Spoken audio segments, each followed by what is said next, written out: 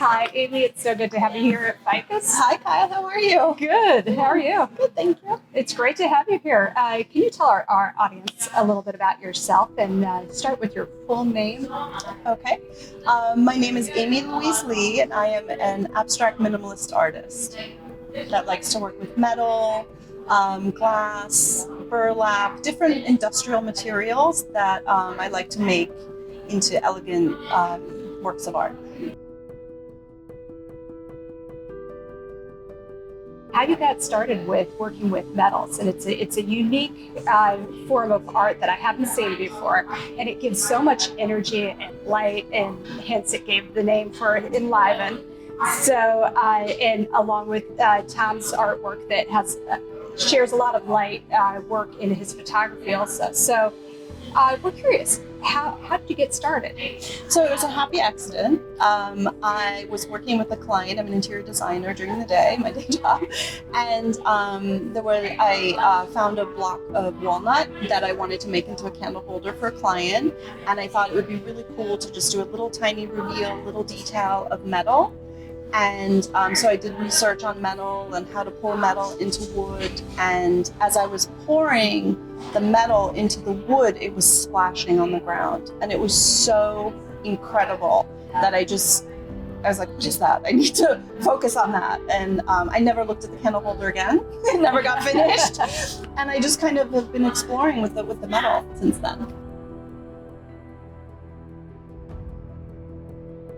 Are there any artists that you have studied or really enjoyed over the years that has inspired you to create any of the art forms? So not anyone that does the same thing as me, but I think the feeling is the same. I love Andy Goldsworthy, the Yes. eco artist, which I just love. I just love that he just creates something I want to say out of nothing, but just it's just beautiful every time. Like just the way his leaves are on a tree trunk. I also love Kusama, right? Like she's not like my artwork, but there is this repetitive nature and this layering, and I don't know, there's something similar that I do. It's a very OCD kind of thing. It sounds so much more intentional and nature inspired rather than Jackson Pollock, who's using the flick of the wrist. But you seem to know what's going to come with each motion that you create. It's almost like between both of them, right? It's like I know it's going to be this repetitive thing that I need to do, and there's like this thing in my head that's like I need to do this. And then there's the Jackson Pollock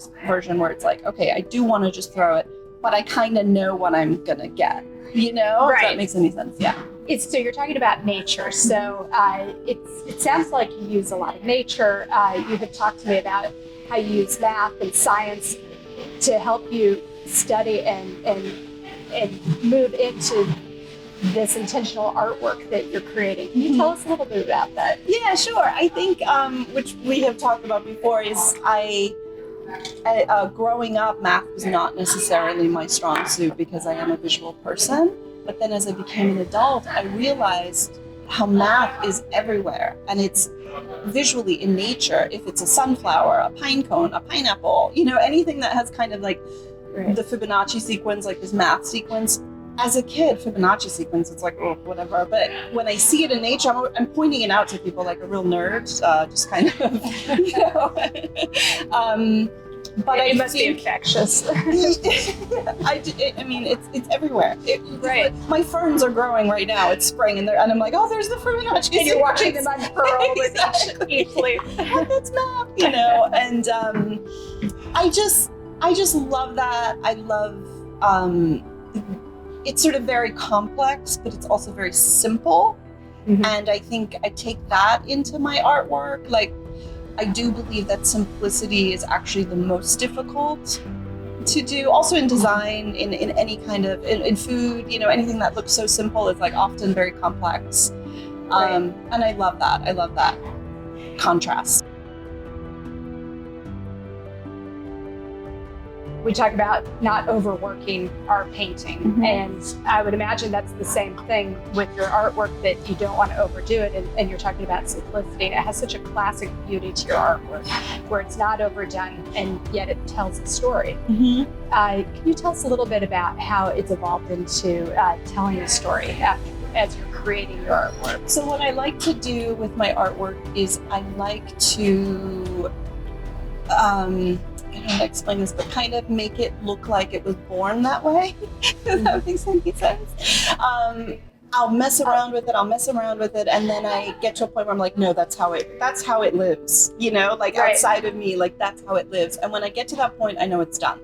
And I know a lot of people say, oh, I work on my artwork for years and years, and for me, I might work on it for a long time, but I know when it's done. It's like that's if it was born into the world, that's what it would look That like. must be an incredible feeling when you know that it is complete. And that it's ready to emerge. This is what it is. It's ready to be birthed. Exactly. and to share itself with the world. Exactly. And so when it gets to that point where I'm like, okay, that's it. I'm done. There's nothing else to do.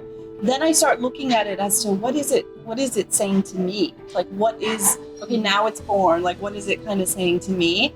And then I'll see something and it's like, that's what that is. And I try to not overthink it. I try to go with my first thought. It's like, this is what this is. And just let that be. And sometimes it doesn't make sense and sometimes it makes total sense to people. But the cool thing with my artwork is that people see other things in it. And I love that. Like, it doesn't have to be the thing that I see. I remember that aha moment when I was a child and I realized that I could draw. And I was sitting on the floor watching a cartoon and I started to draw it. And I looked at my drawing and back at the cartoon and thought, wow, I can create this. And then from there, it just generated ideas of creating my own characters and evolving from there. What is it? Do you have like a moment as a child that you can remember having a love for art or creativity? Always loved art as a kid. Always loved art. And I think having moved around so much in my life, that's something I felt like I could connect to, because when I moved to Germany, I was 7 years old and I didn't speak the language. So I think I just sort of honed in on the visual side of things, because everybody can see that and relate as I was learning the language. But as I got, and I loved all my art classes and I did great and, you know, all that. But I always thought, well, you can't really make a living as an artist. You know, it's hard. It's, you know, starving artists, etc. So I was like, well, I have to try and figure out how to be a creative person, but also have an income, you know? Right. And that's sort of how I went into the direction of interior design.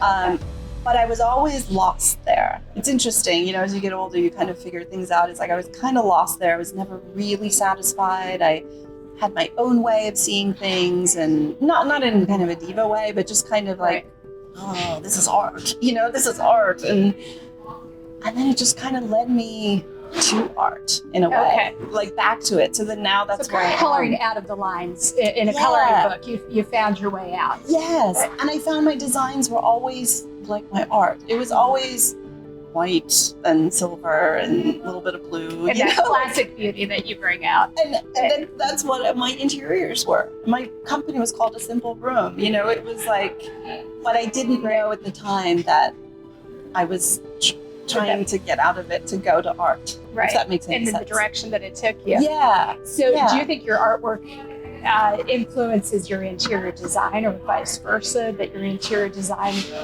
has influenced your artwork? I think interior design has helped me hone what I love about art, but I think that sort of simplicity has always been there, because it's like from day one, even with design, even in school. Amy, you strike me as a daring artist. There's artists who I think slowly take one step at a time and start to emerge. And then there's others who will plunge into something and experiment like you have with science and math and to create the metallic, beautiful designs that you do.